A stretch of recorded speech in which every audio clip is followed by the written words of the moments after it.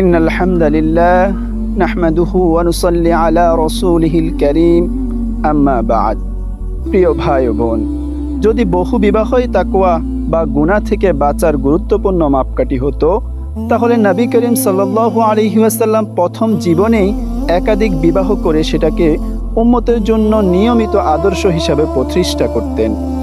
রাসূলুল্লাহ সাল্লাল্লাহু আলাইহি ওয়াসাল্লাম 25 বছর বয়স থেকে শেষ জীবন অর্থাৎ জীবনের তরুণ ও শক্তিশালী সময়টুকু শুধু খাদিজা রাদিয়াল্লাহু তাআলা আনহুর সাথেই কাটিয়েছেন।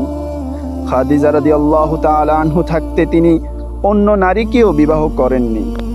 পরবর্তী অধিকাংশ বিবাহ হয়েছিল ভিন্ন সামাজিক, মানবিক, দাওয়াহ ও গোত্রীয় প্রেক্ষাপটে, যেখানে বিধবা নারীর আশ্রয়, সাহাবীদের পরিবারের সাথে সম্পর্ক, যুদ্ধোত্তর বাস্তবতা কিংবা সামাজিক দায়িত্বের বিষয় ছিল। তবু তিনি স্ত্রীদের প্রতি ইনসাফ নিয়ে ভয় করতেন ও আল্লাহর কাছে নিয়মিত দোয়া করতেন।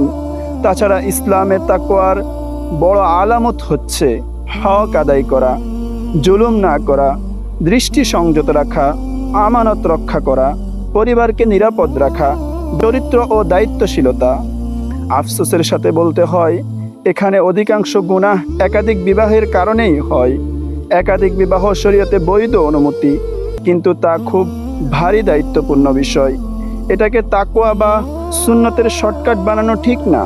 ইসলামে একাধিক বিবাহকে অনুমতি দেওয়া হয়েছে, কিন্তু কোথাও এটাকে তাকওয়ার প্রধান মাপকাঠি বানানো হয়নি। বরং কোরআন নিজেই ন্যায় বিচারের ভয় সামনে এনেছে। আল্লাহ তাআলা বলেন, যদি আশঙ্কা করো যে ন্যায় বিচার করতে পারবে না, তবে একজনই যথেষ্ট। শরীয়তের উদ্দেশ্য শুধু কোনো হালাল বলা না, বরং ফিতনা, জুলুম, ভাঙন ও অন্যের হক নষ্ট হওয়া থেকে সমাজকে রক্ষা করা। এই দৃষ্টিভঙ্গি গুরুত্বপূর্ণ। আর একাধিক বিবাহ বাস্তবে ঝগড়া, বিবাদের কারণ হয়, এটা অস্বীকার করার সুযোগ নেই। বাস্তব সমাজে দেখা যায় স্ত্রীদের মানসিক কষ্ট, সন্তানদের দ্বন্দ্ব, আর্থিক অবিচার, পরিবার ভাঙন, উত্তরাধিকার নিয়ে সমস্যা, ঈর্ষা ও অশান্তি। আল্লাহ তাআলা আমাদেরকে সঠিক বুঝদান করুক। ওমা তাওফীকি ইল্লা বিল্লাহ।